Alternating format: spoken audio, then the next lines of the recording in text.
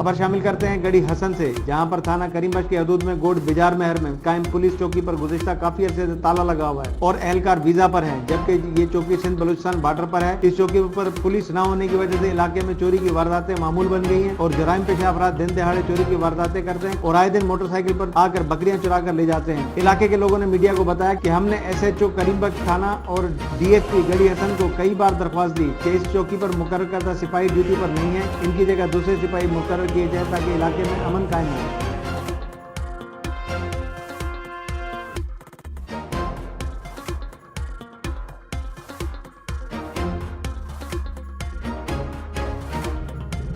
मजीद खबरों और अपडेट्स के लिए देखते रहिए हमारा YouTube चैनल HRJDO न्यूज़।